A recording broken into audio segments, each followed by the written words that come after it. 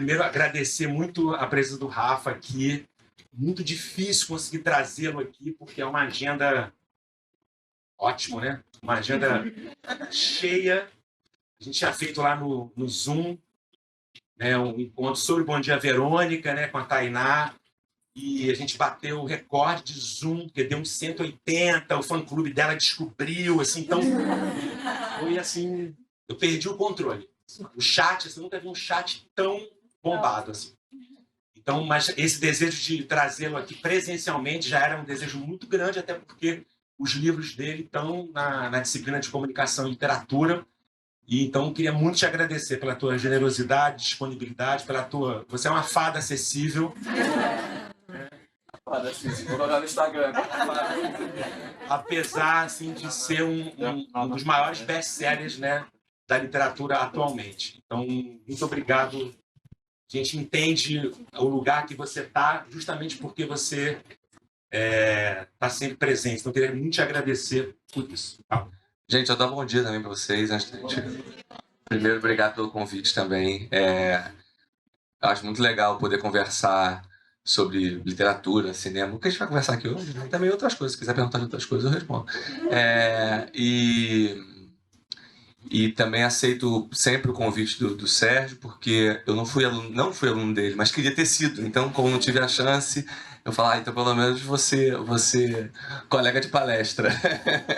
O professor aqui é você. Então, é isso, vamos bater papo. Antes de publicar os livros, eu leio muitas vezes, né? Outro dia eu fiz uma conta, assim, por alto, a gente leu umas 15 vezes o livro. Porque, né, você vai escrevendo e vai... Meu método de escrever, eu vou escrevendo e lendo, Assim, eu escrevo capítulo 1, aí eu leio 1 e escrevo 2. Aí eu leio 1 e o 2 e escrevo 3. Aí eu leio 1, 2 e 3 e escrevo 4. Tanto que eu brinco que o início dos meus livros é muito melhor que o final, porque o final eu li menos. Porque o capítulo 1 eu li 30 vezes enquanto escrevi um livro de 30 capítulos. Enfim, então eu li muitas vezes. E depois ainda tem todo um processo de revisão, de preparação, edição. Então a gente vai lendo, né? E tem a hora do imprima-se, né? Que aí o livro chega e fala, pode imprimir? Aí eu leio mais uma vez para falar, imprime. Mas depois que imprime, ou seja, isso aqui eu nunca leio. Nunca li nenhum dos meus livros. Eu nunca abri meus livros. Tanto que eu não sei em que página acontecem as coisas. Eu nunca li. E a versão física, né? Então depois que sai, eu não leio mais. Aproveitando o trecho da Hora do Terror, que a Gabi colocou ali, você está falando do primeiro livro, Suicídios, que você foi na livraria e ficou ali acompanhando a vendagem do livro. Você olhando o primeiro livro, né, olhando esse vídeo agora, né, já se passaram muitos anos, assim. Como é que você se vê hoje, assim, dentro da literatura? É engraçado porque eu não gosto de ter o papo falso de ai meu Deus, eu nunca imaginei que tudo isso aconteceria. Não, porque é o contrário, eu sempre fui um escritor, eu sou um escritor que gosta de me comunicar. Por isso que também acho que fui tão facilmente depois para o audiovisual. Eu gosto do diálogo com o público. Das perguntas que mais me fazem como escritor, uma delas eu não sei responder. Algumas eu sei, como começar a publicar, eu até tenho lá uns caminhos que eu posso dar. Mas tem uma que eu não sei, que é, eu adoro escrever, mas eu não tenho coragem de mostrar meus textos. O que eu faço? Eu falo, sei lá, terapia, porque desde que eu comecei a escrever, eu escrevo para mostrar. Escrever, de algum modo, é uma maneira de dialogar, de tratar de algum assunto que me interessa e de provocar pessoas. Meus livros, em geral, têm muitas provocações, muitos absurdos de propósito, para que as pessoas fiquem, não acredito, nunca tinha pensado nisso, né, e tal. Então, para mim, escrever necessariamente inclui o outro, inclui o leitor, né? No caso da literatura. Então, eu não vou dar aquele papo de não queria ser publicado. Queria muito ser publicado, queria muito ter leitores, queria mesmo, assim. Mas tem um lugar interessante que ao mesmo tempo que queria muito, percebam que eu não escrevo... É meio louco isso. Porque eu não escrevo porque eu acho que o outro vai gostar, assim. Eu escrevo porque eu vou gostar. Eu acho muito louca essa ideia de agradar as pessoas. Porque você não sabe o que são as pessoas. As pessoas são uma coisa muito abstrata, né? Assim, um grupo muito abstrato, com diversas opiniões, posições políticas e visões de mundo, etc. Então, eu brinco que a única pessoa que, quando eu vou escrever, eu quero agradar, sou eu mesmo. E já é bem difícil. E aí eu tento me agradar. E por que... então é louco, porque eu quero ter um diálogo, mas quando eu escrevo, quem eu quero agradar sou eu mesmo. Mas por que isso? Porque o meu gosto pessoal, eu vejo pelos livros que leio e gosto, e pelos filmes que vejo, pelas séries que eu vejo, é um gosto comum. Assim, eu não sou uma pessoa super hermética, que gosta de coisas que ninguém gosta. Assim, aquele filme que eu falo, nossa, você gosta desse filme? Ninguém gosta desse filme. Ah, eu adoro. Porque tem uma questão dialética quanto à contemporaneidade que... não sou essa pessoa. Eu gosto de... eu gosto de Parasita, num filme recente, né? Todo mundo gosta, não tem como não gostar daquele filme. Enfim, então... eu sempre quis contar minhas histórias e chegar no público. Então, de algum modo, ter essa sala aqui hoje, ter a coisa da Bienal, é uma realização, né? Assim, é inevitável hoje em dia, quando eu vou escrever, e isso é uma coisa que aí eu trabalho quando vou escrever, é inevitável essa espécie de pressão que existe. Existe uma pressão do tipo, e agora? Qual é o próximo? E aí, cara? Mas eu já tive essa pressão outras vezes. O Dias Perfeitos, que é o segundo livro, foi um livro que fez muito sucesso. O Suicidas, ele fez um sucesso pequeno, assim, meio no boca a boca. As pessoas foram indicando e começando a comentar. Agora, por causa do TikTok, ele deu uma estourada louca. Ele passou a vender feito água. Eu olhei e falei, gente, mas um livro de 2012, que chega um relatório, né? Mas por causa do TikTok. Mas na época não. Na época foi um livro meio assim, meio underground, de algum modo. E aí, lançado em 22 países, média, né? Aí o Suicidas. Aí o Dias Perfeitos, quando saiu, estourou. Foi uma semana, eu tava fazendo Direito, tava terminando a faculdade de Direito. E aí eu lembro de eu indo pra UERJ e a minha agente literária me ligando e falou assim, Rafael, acabei de vender o livro para os Estados Unidos. Eu falei, Estados Unidos, eu no metrô, a Estação Maracanã. Aí eu desligo. Aí eu vou pra aula. Quando eu saio da aula, a Polônia, a República Tcheca, não sei o que, comprou também. Eu falei, cacete. E aí foi. Então eu já tive uma pressão, de algum modo, do Dias Perfeitos pro seguinte. E aí, mas aí que tá, eu diante da pressão, eu tento, né? Muita terapia, gente, mas eu diante da pressão, eu tento, em vez de fazer o que acho que eu tenho que fazer, ou que em tese deveria ser feito, eu falo, poxa, então eu vou fazer tudo bem diferente. Então, depois do Dias Perfeitos, eu publiquei o Vilarejo, que era um livro que já estava pronto, então eu só publiquei ele enquanto escrevia o livro seguinte, que era Jantar Secreto. E o Jantar Secreto, hoje eu posso dizer, na época eu não podia, é um livro que assim, eu só consegui publicar porque eu tinha feito Dias Perfeitos antes, que tinha feito muito sucesso, e meio que tiveram que entubar o livro. Porque quando chegou na editora, eles falaram, gente, mas você pirou de vez. Assim. E porque é um livro totalmente diferente do Dias Perfeitos, né? Então eu também tenho muito essa coisa de a cada livro tentar fazer uma coisa absolutamente diferente da anterior. De tudo, de tonos da história, de ponto de vista do personagem. Então, primeiro, o Suicidas são vários pontos de vista. O Dias Perfeitos o Suicidas são 20 personagens. Aí o Dias Perfeitos são 2 personagens, basicamente, e o livro em terceira pessoa. Aí depois Jantar Secreto são vários pontos de várias estruturas narrativas. Tem carta, tem desenho, tem WhatsApp, Então, eu gosto de brincar com as formas narrativas. E gosto de brincar com o tom da história mesmo. Então, umas são mais pesadas e físicas, digamos, violentas. Outras são mais psicológicas. Aí, se eu fiz uma mais psicológica, a seguinte eu quero que seja mais bem-humorada, como é o Jantar Secreto. Então, como eu estou hoje como escritor, estou feliz, está tudo certo, graças a Deus. E gosto muito de ser lido. Acho um privilégio você ser um escritor brasileiro que tem leitores. Meus editores da companhia, a companhia publica muitos autores renomados, contemporâneos, mas em geral o lançamento de livro é uma coisa muito assim para a própria classe, né? E os meus lançamentos, felizmente, não. Vem uma galera jovem e faz uma fila enorme, 5 horas de fila. E os editores ficam assim, gente, tem leitor no Brasil, olha aí, estão aí na fila. Então isso é muito legal, sem dúvida uma realização danada. E E a cada livro que eu busco é tentar fazer uma coisa bem diferente do anterior e que ninguém espera. Tem uma fala do Agnaldo Silva, você está escrevendo novela agora, uma telesérie, né, para HBO Max, né? E sobre o Jantar Secreto, que eu acho bem interessante, eu queria te dar esse mote para você comentar, que ele diz assim, em relação ao Jantar Secreto. Rafael Montes não é sócio do clubezinho fechado da metalinguagem, mas pratica a velha e boa ficção literária. Mostra um perfeito domínio da arte e produz histórias originais e palpitantes. Jantar Secreto, tenho certeza, vai acabar se tornando um filme em Hollywood. Já está lá em Hollywood?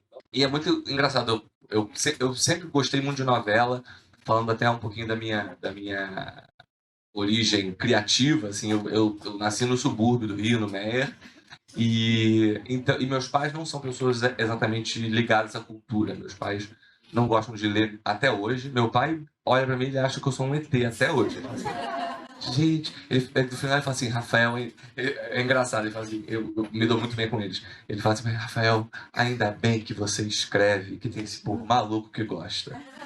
E ele mesmo não entende, ele fala assim, não é, sabe? Então, meus pais não são pessoas que gostam de literatura, não gostavam tanto de cinema, nem de teatro, então eu basicamente cresci vendo TV aberta, né, dos anos 90, então novela, né?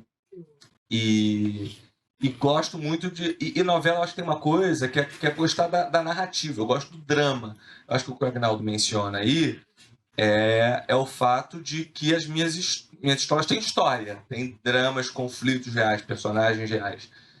Dialogam com situações reais, né? Então, o Jantar Secreto, por exemplo, conta a história desses 4 amigos que se endividam, mas eles chegam no Rio de Janeiro no momento em que a gente, não sei se vocês lembram dessa época, mas o Brasil era o país do futuro, tudo ia dar certo, a gente ia sair da lama finalmente. Eu sou um autor que me preocupo muito com a história que eu vou contar, mas tem uma coisa curiosa que eu sempre gosto de provocar, que é o seguinte, eu para escrever os livros, eu preciso que os livros tenham algo de literário. Ou seja, quando as pessoas leem meu livro e falam, nossa, mas eu li vendo, eu li assistindo ao filme, eu acho muito elogioso.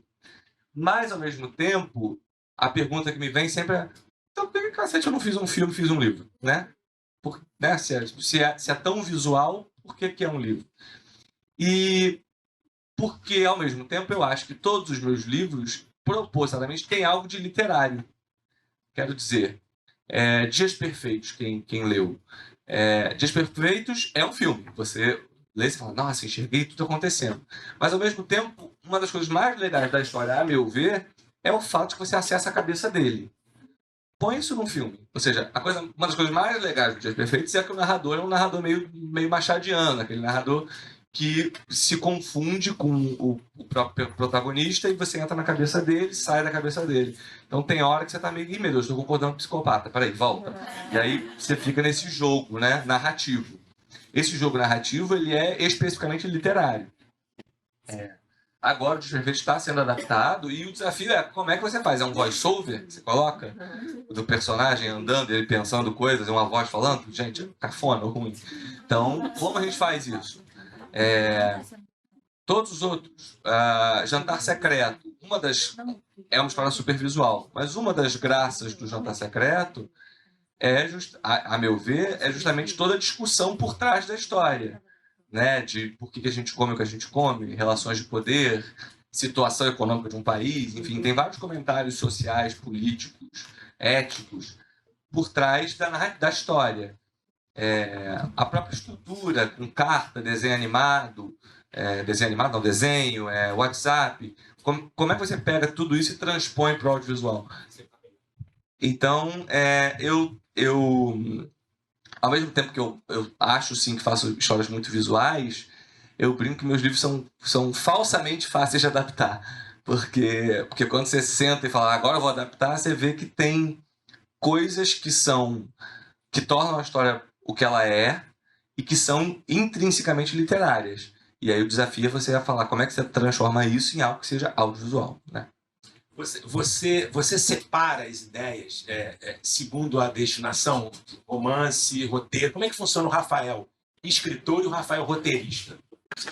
Hoje em dia, bem, quando eu comecei era mole, porque eu não conhecia ninguém, então não podia fazer roteiro, porque roteiro custa caro. Então eu sentava e escrevia livros. Assim, por isso que eu falo, eu nunca me vi exatamente como escritor, eu me vejo como alguém que quer contar histórias e se comunicar com o público. Então eu sou feliz fazendo literatura, sou mais feliz fazendo literatura, para ser honesto, porque no audiovisual tem muita opinião de gente sem talento. Mas, em geral, tem o dinheiro. Mas enfim, mas eu gosto de fazer também audiovisual, porque também tem muita gente talentosa e a junção de muitas ideias também gera coisas legais na tela. Vídeo Bom Dia Verônica e outras coisas que eu fiz, que eu pelo menos tenho orgulho de ter feito e que não são coisas minhas, são coisas de um coletivo. Mas hoje em dia, né, que felizmente eu tenho essa possibilidade, eu tenho uma ideia, eu falo, bem, eu posso levar para um produtor, eu posso fazer um roteiro, eu posso chamar um ator ou uma atriz X para fazer, ou eu posso fazer um livro. Para mim a questão é muito o que a história pede. Vou dar um exemplo. Eu tive uma ideia há alguns anos chamada, não sei se posso falar, acho que posso falar, chamada Uma Família Feliz, que de feliz não tem nada, mas assim, é aquela família margarina e que você vai entendendo que tem muita coisa por debaixo. E eu tive a ideia, eu escrevi, o que eu faço hoje em dia, eu escrevo qual é a história do que eu quero contar. Então começa assim, tal. O que é? É livro, é série, é filme e tal? Não sei. Eu tenho a ideia. E eu deixo lá dormindo a ideia. Eu sei que eu tenho uma ideia chamada Uma Família Feliz, essa é a história. O que eu vou fazer com ela? Não faço a menor ideia. Aí tá. Passa um tempo, um diretor de cinema vira pra mim e fala: Rafa, eu queria muito fazer um filme original seu, tarará. Eu falei, pô, vou contar uma história pra você. Aí contei a história que eu tinha. Ele falou: é isso aí que eu quero fazer, ótimo. Eu falei, pois bem, então agora é um filme. Aí como é que eu pego essa história e transformo num filme? Aí eu falei, bem, então tem a história, visualmente falando, pra mim ela tem graça se ela for da perspectiva de um personagem, que é uma coisa meio de traições, quem tá mentindo pra quem. Então se você mostrar tudo que tá acontecendo, não tem graça. Tem que entrar no PDV de um personagem e você vê tudo que acontece da visão dessa personagem, porque você é enganado que nem essa personagem é enganada pelas outras pessoas. Então eu fiz um filme com que tem uma protagonista forte, que a história é contada da visão dela. Aí beleza. Aí fiz o filme, qualquer dia vai filmar aí. Não filmou ainda. Agora, assim que eu acabar de escrever o que eu estou escrevendo, eu quero escrever o livro dessa história, que eu já escrevi o filme. E a minha questão é, eu quero que o protagonista e o ponto de vista seja o mesmo do roteiro que eu escrevi? Talvez não. Talvez eu queira... Então, para mim, eu separo muito a história, o que contar e como contar. O que contar é a história em si. Mas o como contar é que é a alma da coisa. Assim, como contar é onde realmente nasce. Né? O como contar no caso da literatura, primeiro, quem é o narrador? Segundo, qual é o ritmo dessa história? Ritmo no sentido de quando você está escrevendo, se vocês lerem meus livros, nas cenas mais de ação, vamos chamar, nos momentos mais de ação, eu faço propositalmente frases mais curtas, parágrafos mais curtos, vai tá, porque isso dá um ritmo na própria leitura. Quando eu quero fazer momentos de reflexão do personagem, são parágrafos mais longos, mais imersivos, mais... Então, a própria estrutura das palavras, sei lá, posso dizer, dita a sensação, né? Porque no audiovisual, num momento tenso, em que o personagem, que a Vitória Bravo está entrando no quarto para ler Vamos Brincar, se fosse um filme, automaticamente, quando ela abre a porta vai... E começa uma música. No livro não tem nada disso. No livro, toda essa coisa que o som, a montagem, a luz, a fotografia, o figurino, o acting... Enquanto no audiovisual você tem todas essas ferramentas, na literatura, as ferramentas que eu tenho para criar a mesma sensação, as ferramentas são o tamanho das frases, o ritmo dos parágrafos, o narrador, o equilíbrio entre descrição, diálogo, ação, pensamento do personagem. Então, essa espécie de equilíbrio é que cria sensações específicas, né? Então, enfim, como você vê, eu enrolei e não respondi nada. Mas é isso, eu tenho a impressão de que todas as histórias cabem em todos os formatos, mas elas pedem como contar diferentes, porque realmente muda a essência da coisa, sabe? As relações são diferentes até. Uma coisa que eu gosto muito de refletir é a relação do escritor com o leitor é uma relação quase de coautoria, porque, na verdade, quando vocês abrem um livro para ler, vocês, de algum modo, estão criando comigo, né? Então, não à toa, em geral, tem a máxima lá que o livro é melhor que o filme. Por quê? É óbvio que o livro é melhor que o filme, porque o livro você ajudou a fazer. E o filme, então, alguém foi lá que escolheu aquele ator e falou, mas o ator não era esse que eu imaginei. É por isso que você gosta mais do livro, porque no livro você ajudou a criar a história, né? Eu, nos meus livros, em geral, não descrevo o personagem fisicamente. Muito raramente. Eu descrevo quando precisa para a história. Então, a Clarice tem que ser baixinha para caber na mala. Enfim. Mas em geral, eu não descrevo. Por quê? Porque alguém fala assim, poxa, eu tenho aula com o professor Sérgio. Como é que é o Sérgio? Você fala, nariz aquilino, sobrancelhas. Não, você não fala. Você fala, é um cara assim. Você fala como é a pessoa. Você não fala descrições físicas. Não precisa da descrição física dos personagens. Então, na literatura, eu acho que existe uma espécie de coautoria, cumplicidade, autor-leitor. O audiovisual ele é muito imposto ao espectador, né? Quando você vai assistir, já está tudo decidido. A cara do personagem é pela escolha do ator que faz. O tempo que você vai consumir essa história, vocês podem ler esse livro aqui em 1 dia, 2 dias, 1 semana e 1 mês. Ou seja, o ritmo você cria junto com o escritor. No audiovisual, um filme de 1h30 dura 1h30. Não tem como durar mais, você pode pausar e ir no banheiro, mas dura 1h30. O tempo que você vai estar envolvido naquela história é 1h30. Então são relações diferentes do escritor com o leitor, daquela do roteirista com o espectador, né? Assim. E isso também me interessa. Por quê? Por exemplo, agora já há algum tempo, e a gente já jogou fora tudo, já começou tudo de novo, a gente está escrevendo Boa Tarde, Verônica, o segundo livro. Porque a gente começou a escrever antes da série ser sequer criada, a segunda temporada. E aí renovaram para a segunda temporada, a gente falou, pois bem, então agora vamos fazer a série. Paramos o livro, começamos a série. Na série fizemos várias mudanças em relação ao que tinha no livro. Agora a gente quer voltar ao livro, mas voltar ao livro para contar o que já contou na série? Eu quero contar coisa que eu não contei na série, que essa que é a graça, né? Eu poder é o mesmo universo, os mesmos personagens, mas na série, não sei quem viu, tem um orfanato que a gente mal passa. Ela entra, invade o orfanato por um tempinho e acabou. Mas que histórias estão dentro daquele orfanato que eu não contei? São essas que eu quero contar num livro. Então, eu acho que as coisas meio que se complementam, não sei. Acho que é isso. É bem louco, mas é divertido. A minha parceria com a Ilana é muito feliz, assim. Eu acho primeiro, a Ilana é uma mulher muito interessante, realmente muito legal ser amigo dela no Instituto, né?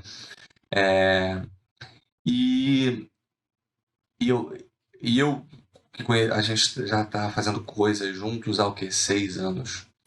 É muito interessante entender, eu acho que todos nós jovens, eu tentando me incluir aqui com eles, vocês jovens, a gente tem muito uma coisa de a gente tem que decidir o que a gente vai ser, o que a gente vai fazer agora, porque, meu Deus, o que eu vou ser, né? O que eu vou fazer? E a Ilana é uma mulher que eu conheci com a vida feita, ou seja, ela tinha sido casada com um cara riquíssimo, já tinha tido filhos, separou do cara, foi viver a vida dela, era criminóloga, e aí aos 50 e blau, um moleque, eu virei pra ela e falei, vamos fazer ficção juntos? Ela falou, nunca pensei nisso, mas tá bom, vamos fazer. E assim a gente fez Bom Dia Verônica.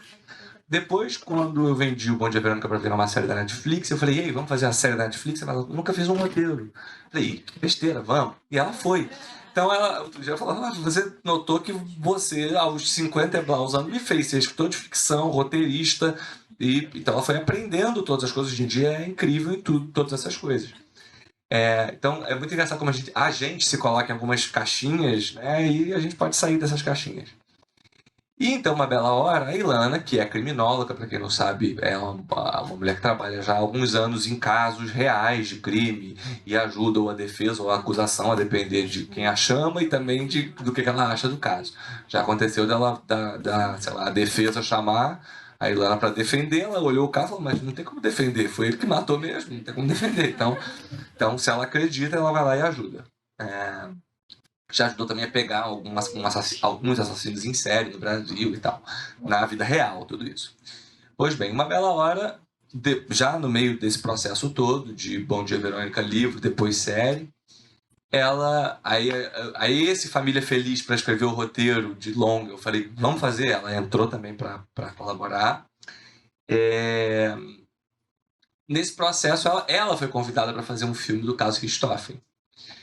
E aí ela falou, Rafa, eu até agora, você me chamou, eu fui. Agora é a sua vez. Você tem que me ajudar aqui a fazer esse filme baseado numa história real. E ela falou tudo isso porque ela me conhece. E apesar das histórias que eu escrevo, vocês não vão acreditar, eu sei, eu sou muito medroso.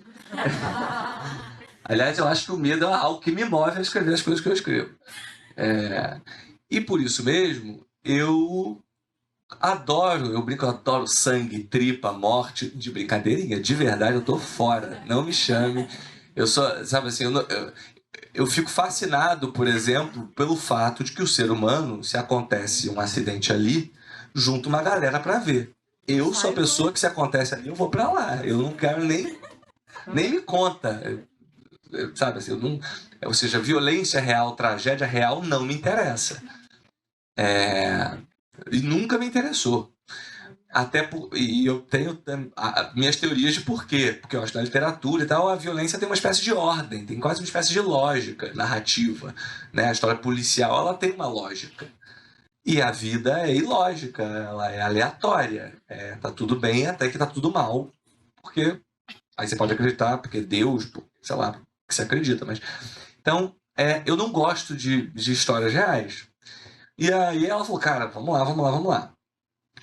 Perceba, até um bom exemplo da pergunta que você me fez de livro e audiovisual. Ela já tinha escrito um livro sobre o caso da Suzane Richthofen, a Ilana. Um livro de não ficção, baseado nos autos, etc.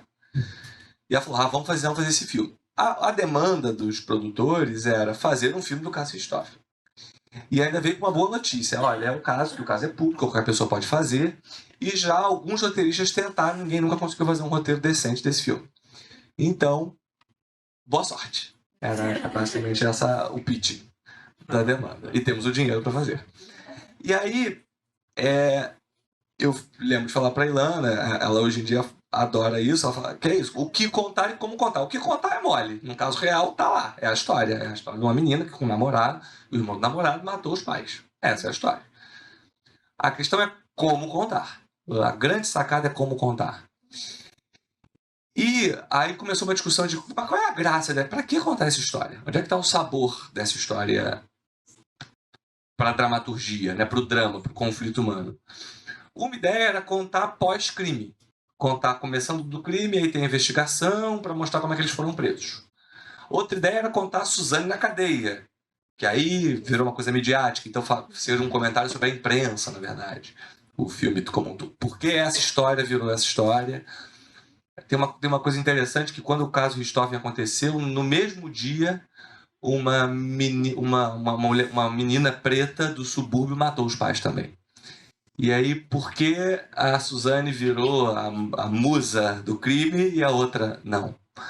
Porque a menina preta matar os pais, meio que beleza, e a branca com cara angelical matar os pais, que é o grande problema, né? O que é a grande coisa inusitada. Então, eu acho que também o caso de Richthofen ele comenta muito sobre nós como sociedade, além do caso em si.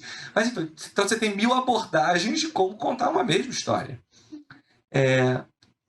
E eu era moleque quando aconteceu o caso. E aí eu virei pra ela e falei, Ilana, engraçado, pra mim não tinha que ser nada depois do crime, porque depois do crime tá tudo no jornal, tá tudo no livro dela, na Veja, tá tudo em todos os lugares.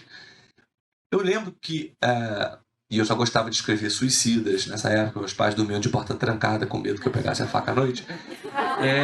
Eu lembro que a grande questão para mim e para várias pessoas na época, eu acho, era caramba, como é que chegou nisso? Que família era essa? O que aconteceu lá dentro antes disso acontecer? Eu perguntei, e aí, Ilana, como é que era essa família? Ela estava bem com os pais? O que os pais... E aí a Ilana respondeu, depende. Porque eu só entrei no caso quando eles morreram. Eu antes não era amiga da família, então eu não sei. Mas eu sei o que ele disse e o que ela disse. Do que ela falou essa frase, cara, eu sei o que ele disse, como era a família e o que ela disse. Eu falei, mas é diferente o que ele diz do que ela diz? Ela falou, é. Aí eu falei, peraí. Tem um filme, porque eu amo, chamado Bem Me Quer, Mal Me Quer, com a Audrey Tautou. É um filme que não é nem muito famoso. Eu adoro esse filme. Eu acho uma história muito bem contada. E aí a Ilana lembrou de uma série que tem também, que eu nunca vi, mas esqueci. Que também são pontos de vista. The Affair, que é uma série que também tem pontos de vista. E eu falei, poxa, então tá aí. É um filme que a gente vai fazer contando os dois pontos de vista. No fim das contas, eu acho interessante, porque se você pensar, o que eu fiz foi transformar em ficção. Porque o que eu estou contando não é a verdade, porque não tem mais nenhum compromisso com a verdade, porque é a versão de um e a versão do outro. E, naturalmente, as duas são mentirosas, claro, eles estavam lá para escapar da prisão. Então, de algum modo, a gente transformou uma história de não ficção numa grande... Eu contei a ficção dos assassinos. Essa foi a ideia.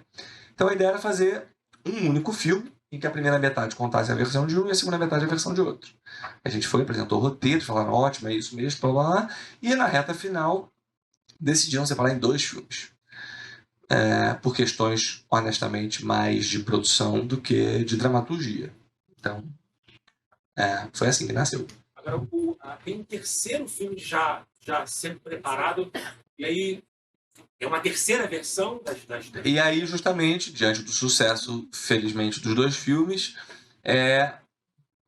voltaram pra gente falando, pois bem, a gente quer fazer um terceiro filme.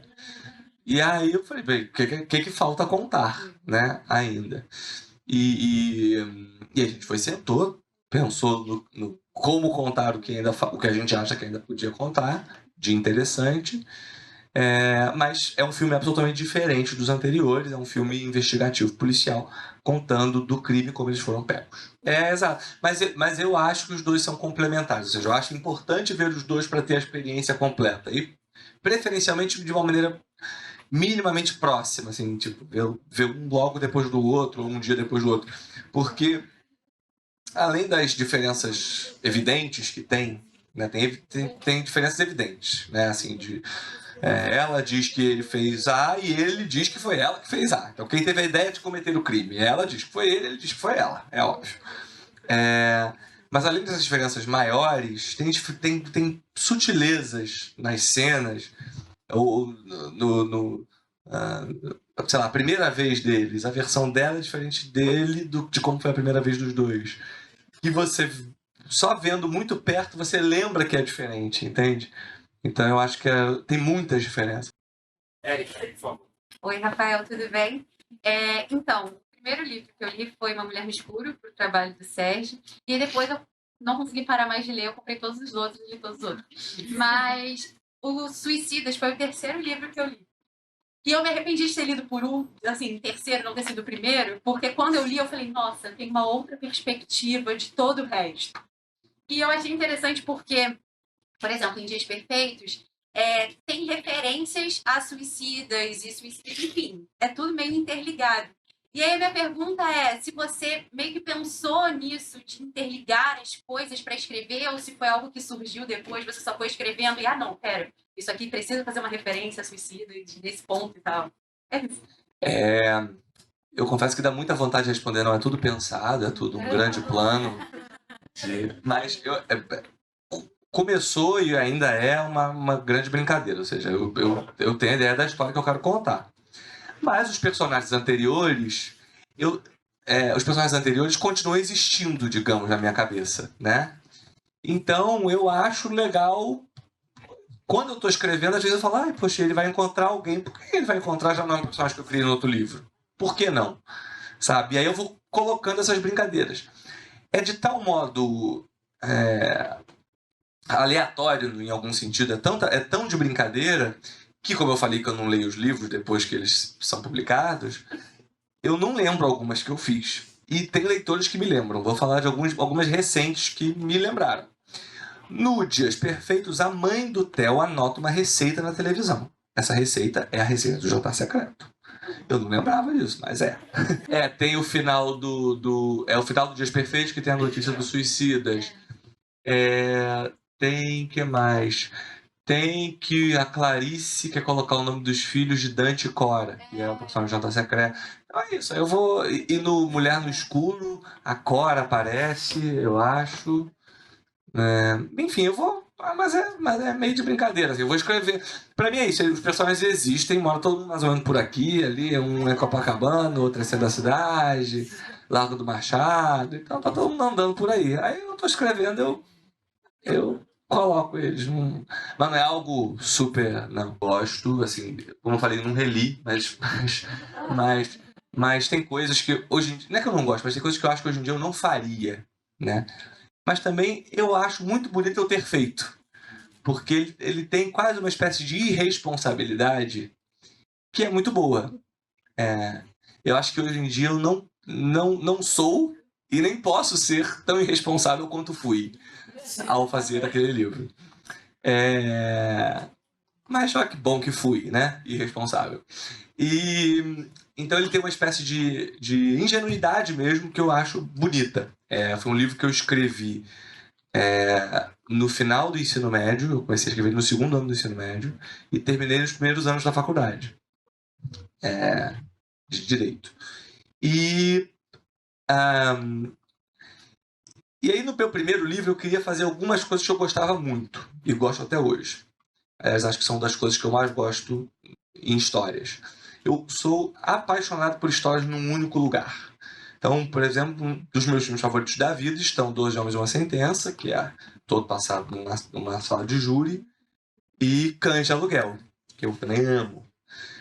E alguns outros filmes que se passam ou dentro de um carro. Enfim, eu gosto de coisas que se passam num ambiente fechado. Porque basicamente o ambiente fechado permite que você faça o quê? Explore os personagens, porque não tem mais nada. Não é que tem explosão, vai, pula, desce. Você tá ali, o que você tem são os personagens para brincar. Então eu sou apaixonado por histórias de lugar fechado, né? Além disso, eu adoro Agatha Christie. Foi o que eu li durante toda a adolescência. Além disso, eu adoro... agora vem a parte pop cafona. Eu adoro Jogos Mortais. Porque pegou minha adolescência. Adorava Jogos Mortais. Eu lembro que eu ia ver todos, assim, Jogos Mortais. Aí eu falei, se eu junto Jogos Mortais com Agatha Christie num lugar fechado, dá o quê? E dá Suicidas. Se você somar tudo, é igual a Suicidas. E tinha uma outra coisa. Eu gosto muito de estudar estrutura narrativa, como eu já falei. E o policial clássico, ele é o whodunit, né? Quem matou. A grande pergunta que passou a ser usada nas novelas e em várias coisas é o tal do quem matou, quem matou, quem matou, quem matou. E eu falei, por que a pergunta? Depois de juntar tudo isso que eu já queria fazer, eu falei, por que a pergunta? Porque aí eu podia contar. Você pensar Pânico, também é meio isso. É Agatha Christie, mais uma coisa meio carniceira, mais pop com lugar fechado. Então a minha primeira ideia foi fazer uma coisa tipo isso. Grupo de amigos se reúne e tem alguém matando todo mundo. Aí eu depois comecei a pensar, mas se a pergunta sempre é quem matou, por que tem que ser essa pergunta? Não pode ser outra pergunta. E aí eu falei, em vez de... E meu pai tem um amigo que na época de escola, eu acho, eles fizeram uma roleta russa, meu pai não participou da roleta russa e o tal amigo morreu. Caramba. E aí meu pai me contou essa história e isso ficou na minha cabeça. E eu falei, caramba, por que então eu não faço uma história de por que se matou, em vez de quem matou? Então o mistério da história não é tem um assassino que você tem que descobrir. O mistério da história é por que esses jovens fizeram isso. E aí, assim, nasceu. Assim. Então juntando muita coisa. Eu acho que o escritor, falo isso com frequência, quem já viu palestra minha, Eu sempre falo isso, porque o escritor tem muito essa imagem, as pessoas têm muita imagem do escritor, do sujeito no alto da montanha que passa o dia escrevendo, isolado de tudo e de todos. E eu acredito no escritor no mundo. Eu gosto de. Como é que é aquela Renata Sorrah? Eu gosto de sair, eu gosto de ver gente, eu gosto de bater perna. Sabe? Por quê? Porque é isso que me dá material. O material para criar tá no filme que eu vejo, na série que eu vejo, no livro que eu leio, na pessoa que eu conheço, na conversa no metrô que eu escuto, no bêbado que eu faço, no amigo bêbado que eu faço no bar, que eu tô lá bebendo, e eu, pô, aí ele me conta uma coisa, que história boa, e aí essa que eu vou usar depois. Quando eu atravesso a rua, eu vejo alguém cruzando, eu falo, meu personagem anda assim, que nem esse cara. E pronto, e assim eu vou juntando. Então, o processo de criar uma história para mim é muito ir juntando coisas que eu vou pegando, sabe? Assim. Então, por isso que o Suicídios é uma mistureba de várias coisas que eu gosto. E o final, especificamente, eu não queria... como é que eu conto sem dar spoiler? É difícil. Tem para mim, um dos melhores finais de todos os tempos de livro policial é de um livro da Agatha Christie chamado O Assassinato de Roger Ackroyd. E outro dos melhores finais de todos os tempos de policial é de um livro chamado E Não Sobrou Nenhum, que é O Caso dos 10 Negrinhos. É muito bom. E aí eu falei, e se eu fizer um final que junta o final de Não Sobrou Nenhum com o final do Assassinato de Roger Ackroyd e que junta com uma outra ideia que eu tive, que aí é o que tem, que essa eu nunca vi em lugar nenhum.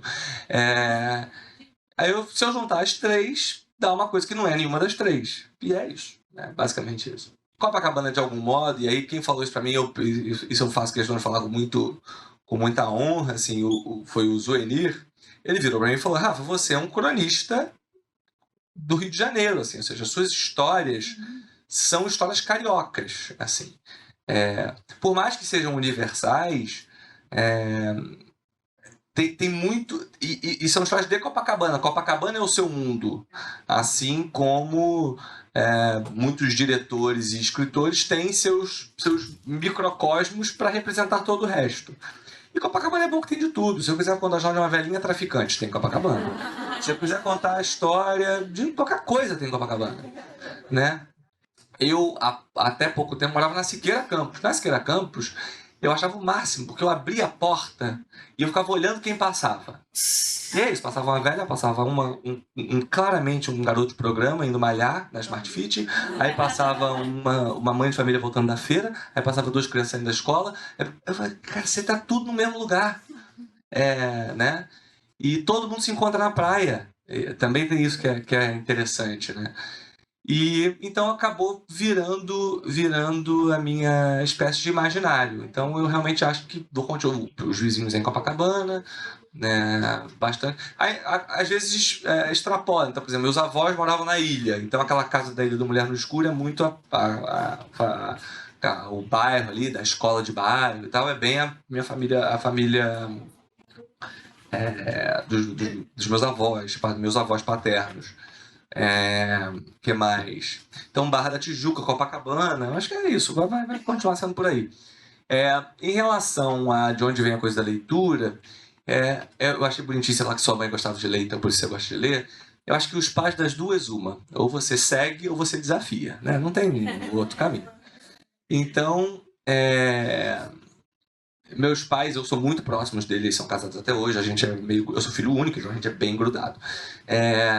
Mas é uma relação de muito desafio. Eu só gosto, você vê pelos livros que eu escrevo, eu só gosto de desafiar o tempo inteiro. Então, eu falei que queria ser escritor, meus pais ficaram absolutamente desesperados.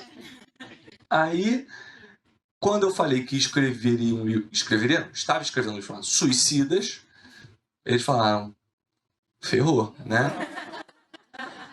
Aí, quando eu publiquei os Suicidas, minha mãe ficou algo entre o horror e o orgulho.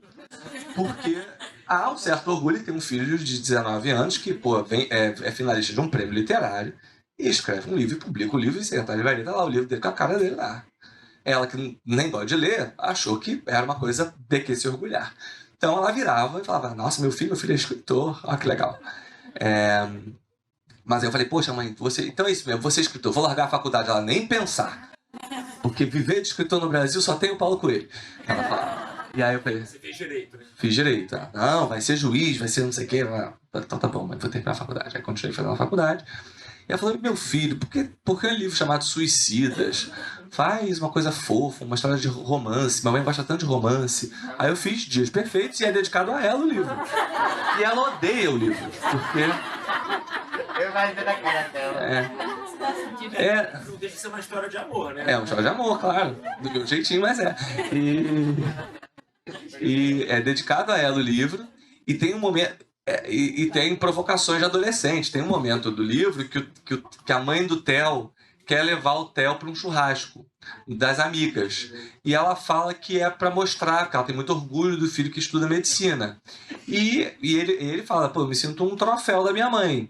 E é um pouco como eu me sentia. Aquela ela fala assim, ai, meu filho, o escritor, olha, meu filho, escritor. Sabe? E eu, cara, não sou troféu, assim, eu não quero ir na festa. Ela, não, tem que ir, porque todas as minhas amigas perguntam, sabe? Assim, dane-se que as amigas perguntam. Você responde, está em casa. Acabou. Enfim, então, em relação aos meus pais, sempre foi muito de provocação, sabe? E quem me fez gostar de ler foi uma tia-avó que nasce adolescência, sei lá, como é que fala? 12 anos é o quê? Sei lá, 12 anos? Pré-adolescência. Eu ficava muito com ela e ela sim gostava de ler. Então, ela me deu livros da Agatha Christie e tal, e eu, na adolescência passei a ler bastante. Então, na infância, eu via muita televisão aberta, muita novela e tal. Eu sempre fui uma criança que eu nunca gostei de desenho. Eu brincava que eu gostava de história com gente de verdade, então eu não gostava de nada desenhado, eu gostava de ator, né?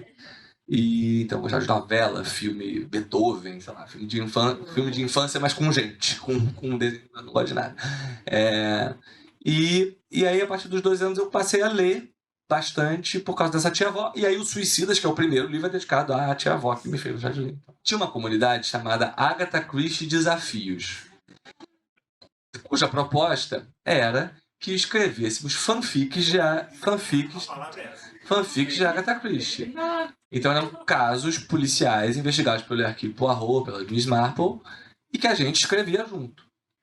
E eu, nos meus 14 anos, frequentava esta comunidade, escrevemos 3... Tem 3 livros de Rafael Montes perdidos, então, no Orkut. Porque eu, aos 14 anos, escrevi 3 histórias investigadas pelo Hercule Poirot. Então, lá. E uma delas, aliás, tem uma ótima ideia. Um dia eu ainda vou usar essa ideia, porque a ideia é boa. E comecei ali fazendo. Então era isso. Gente, era adolescente em casa sem nada pra fazer, lendo livro. Não tinha streaming na época, então era lendo livro, lendo novela e escrevendo fanfic de Agatha Christie no Orkut. Essa era a vida. A gente tem muito uma tendência de demonizar as pessoas. E no caso da Susan Richthofen aconteceu uma coisa que é o seguinte: o crime é horrendo. Mas o mais genial, a meu ver, é que o crime é horrendo, ela é um monstro. Não, ela não é um monstro. Ela é um ser humano que cometeu o crime. Quando você fala que ela é um monstro, você afasta de você. Você fala, aquilo é outra coisa, não sou eu. Né? E o que incomoda, para mim, é que, na verdade, ela, no fundo, ela não é muito diferente. Ela estudava na PUC, por sinal. Entende? Então, no fundo, ela não é muito diferente de vocês. Sério? E daí é que vem a complexidade. E aí você pergunta, não pode romantizar o crime, mas não pode romantizar o romance? Claro que pode. Ela viveu um romance, ou ela não pode viver romance porque ela matou os pais. Porque tem que ser uma coisa ou outra. A complexidade está no fato de que são as duas coisas ao mesmo tempo. Então, eu não tive uma preocupação e, ao contrário, de propósito, acho que as cenas românticas e de paixão são românticas. Por que não? Ela viveu um romance. Tudo bem que no meio do caminho, no romance, a questão é, mostramos o romance como ele foi, mas ao mesmo tempo mostramos o crime como ele foi. E aí você vai para casa e tem tudo isso que você quiser, entende? Mas eu não acho que é um erro romantizar a história dos dois, porque foi um romance. Então eu não queria especialmente falar mal de uma religião, eu queria falar queria criticar, debater a ideia de você ter um poder sobre alguém e usar esse poder para cometer crimes. E, sem dúvida, uma das grandes referências é o caso do João de Deus, mas existem várias outras, aquele do Wild Wild Country também, e, enfim, então tem vários, infelizmente há vários casos de pessoas que usam e não tem cara, isso que é interessante, não é que é nessa religião que isso acontece. Então, o que a gente fez foi criar uma religião que não fosse nenhuma. E o Gianecchini, ele tem uma coisa interessante, eu acho que ele, pessoa física, ele tem uma aura, ele tem acho que até por tudo que ele enfrentou e tal, do câncer, ele tem uma aura, quando ele fala, ele tem uma paz interior. E aí o roteiro tinha um personagem desgraçado. Então, juntar a paz interior que ele já tem como pessoa com um personagem absolutamente vilanesco cria uma estranheza. E tem uma outra coisa interessante desse personagem que eu lembrei agora, que é o seguinte, que tem a ver com o que eu falei de nem tudo ser uma coisa ou outra. Que ele tem lá, ele cura as pessoas. E você ter o poder de curar alguém é algo muito forte. Você pode acreditar que ele não tem, mas eu, desde o início, e falei isso pro Gianni, tá nos roteiros, eu não queria que ele fosse um charlatão. Ou seja, ele acha que ele cura. Aliás, ele cura. A complexidade está no fato de que ele cura. Eu conheço algumas pessoas que conheceram o João de Deus. Eu conheço uma pessoa especificamente que até hoje fala com o João de Deus. Porque ele fala assim, por mais que ele tenha feito tudo que ele fez, ele me curou. Eu estou vivo por causa dele, eu sei que eu estou vivo por causa dele. E ele vai dizer o quê? Aí a pergunta é, a pessoa que cura, a pessoa que comete as monstruosidades que cometeu, não pode também curar? Por que não pode? Daí é que vem o material humano, daí é que vem a complexidade de tudo, entende? É muito raso se ele for só um monstro mentiroso que engana todo mundo e que na verdade ele não tem poder nenhum. O complexo ele é tão poderoso que ele se acha Deus e por isso acha que pode fazer o que quiser e por isso faz o que faz. Né? Então esse meio do caminho, mais uma vez, como eu falei, meio do caminho puxado para o mal. Né? Meio do caminho. Assim, por exemplo, o Bom Dia Verônica trata de questões que eu jamais vivenciei e vivenciarei, que é a violência contra a mulher. Então eu não posso dizer, no lugar de uma mulher, se dá gatilho ou se não dá gatilho, porque eu não vivenciei aquilo. O que eu fiz foi, eu pesquisei, eu conversei com muita gente, eu tinha uma equipe me ajudando, então, para tratar desses assuntos. E, por exemplo, lugar de fala é uma coisa que eu acho super importante. Algumas pessoas têm a ideia de que o lugar de fala é algo que restringe. E não é algo que responsabiliza. E responsabilizar é bom.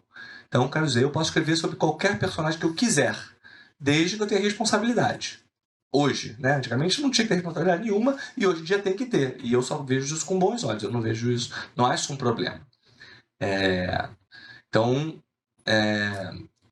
mas é complexo porque ao mesmo tempo que o Bom Dia Verônica conta casos, Bom Dia Verônica, para muita gente falar, é gatilhoso para mim, a quantidade de mulheres que sofreram e sofrem violência doméstica, aliás, a quantidade de mulheres que sofriam violência doméstica e viram a série e denunciaram por causa da série é enorme. Agora teve um caso que uma me mandou um inbox. Ela falou, você sabe esse caso desse juiz? Eu nem sei que caso é esse, mas é um caso de um juiz que agora foi acusado de assédio, de abuso, parece que está na imprensa. Você sabe esse caso? Eu que denunciei. E eu denunciei porque eu vi a série. Então, assim, tem que proteger, é complexo, entende? E me preocupa muito, porque quando a gente fala o bom samaritano e o portador de todas as verdades, a gente sempre pensa na figura de direita conservadora. Mas tem muita gente também de esquerda, cool e mente aberta, que quando você vai conversar a fundo, ele é cool, mente aberta, desde que você pense como ele. Se você não pensa, você é um fascista e ele tá certo. Então, e também tá errado esse lado. Então, só para dizer que o bom samaritano não está, o fake bom samaritano não está só nos conservadores, está também numa galera super progressista, super para frentex, e que fala a linguagem neutra, e que, no fundo, é um fascista igual, do outro lado, entende? Então, eu acho... Ó, coisa boa, o mundo é complexo, né? Que maravilha, que delícia. Sabe a Zíbia Gasparetto? Sabe quem é uma autora espírita? Que baixa o espírito nela, escreve um livro do espírito tal? Eu brinco que foi um espírito mau que baixou em mim e eu escrevi o livro. Porque a resposta oficial é que eu não faço a menor ideia de onde saiu o livro. Não faço, juro, não sei. Não foi uma coisa que eu falei, eu vi tal coisa e não sei. O que eu posso te contar como nasceu o livro é o seguinte. Eu, um belo dia, tive uma ideia do primeiro conto, que é aquele conto do banquete. E escrevi aquele conto. Eu estava escrevendo alguma coisa que eu não devia. E escrevi aquele conto, porque eu tive essa ideia. Aí, passa um tempo, eu tive uma ideia, que é a ideia do segundo conto, que é o das irmãs. E aí, pela coisa que eu sempre faço, eu falei, já tem um vilarejo, vou colocar naquele vilarejo mesmo. E coloquei, então, o segundo conto naquele vilarejo. E aí alguém leu e falou, você percebeu, o primeiro conto é sobre gula. E porque ela tá passando fome, mas ela é gulosa, ela é tão gulosa que ela mata todo mundo. E o segundo é sobre inveja. Aí, nessa hora, eu falei, não, quem faz 2 contos de pecado capital faz logo os 7. E aí, foi só então que eu falei, então vou fazer o terceiro, o quarto, o quinto, o sexto e o sétimo. Aí eu fiz os 7 contos. E guardei na gaveta. E continuei escrevendo o que eu estava escrevendo. E um belo dia, aí eu lancei Dias Perfeitos, deu certo, comecei a escrever Jantar Secreto e o vilarejo lá na gaveta, guardado, os 7 contos. Que nem eu tenho, gente, um bando de coisa guardada ainda, porque eu nunca fiz nada. E mostrei pra quem? Acho que foi pra minha mãe, que é o livro favorito da minha mãe. Ela leu e ela falou assim, cara, você tem que publicar isso aqui. Eu falei, não, são 7 contos, pequenininho, nada a ver. Tal. Não, você tem que publicar isso aqui é muito legal, tem que publicar. Beleza. Aí eu virei pra um amigo meu que era ilustrador. Falei, cara, por que a gente não faz uma história em quadrinhos disso aqui? Aí eu mandei pra ele as histórias, ele falou, beleza. Aí ele leu e falou, Rafa, história em quadrinho eu acho que vai perder a narrativa. Porque eu vou ter que transformar tudo em diálogo e imagem. Por que a gente não faz, então, um livro ilustrado? Tipo, Edgar Allan Poe tem algumas ilustrações, Lovecraft também tinha muita ilustração. A gente faz, tipo, um horror clássico, com ilustrações macabras. Eu falei, então é isso aí, faz aí. Isso. Aí ele fez as ilustrações, voltou pra mim. Aí eu olhei para aquilo e falei, gente, eu não queria publicar de nenhum, não sei por que eu não queria. Porque é isso, não tem nada a ver comigo, não sei de onde nasceu, só fiz. E aí... Por isso que muita gente vê, você traduziu o vilarejo. Aí, diante disso, eu falei, cara, mas eu sinto falta de algo que amarre. Eu não queria que a pessoa abrisse o livro e tivesse lá a primeira história e um bando de imagem. Eu falei, falta uma coisa pra amarrar tudo isso. Aí eu peguei e inventei o prólogo que eu falo que eu achei uns cadernos macabros, numa língua esquisita, e traduzi. E aí, agora vem o que eu traduzi. Aí vem os contos e no final ainda tem uma coisa que fecha. Então tem um prefácio e um pós-fácio, que aí quando eu tive a ideia do prefácio e do pós-fácio, foi a última coisa, que amarrava tudo. Aí eu falei, agora sim, vou publicar. Aí eu fui, agora sim. Aí eu fechei, aí eu falei, puxa, ainda falta mais um ano para fazer Jantar Secreto. E a editora falou, cadê outro livro? Cadê outro livro? Eu falei, tá aqui, toma esse. Entende? E, então também a pressão ajudou um pouquinho. E aí o livro saiu, e é muito legal, porque ele é um livro que ele me trouxe um público que não é dos outros livros. É absolutamente diferente. Assim, muita gente começou a ler começou a me ler por causa do Vilarejo. Que é uma galera mais de terror mesmo, uma galera que gosta e menos desse thriller contemporâneo / crítica social que eu faço nos outros livros. O Vilarejo é um livro de terror, acabou, não tem muito o que fazer. E se eu vou escrever de novo, bem, já escrevi uma vez, posso escrever de novo, mas assim, não é o conselho, não está nos meus planos, mas posso. Rafa, muito obrigado pela tua presença, cara. Assim, muito feliz de estar aqui. Você vê, já passou de 11 horas, que é o horário que tem a mudança de tudo, e a sala continua cheia. Isso é uma alegria aqui.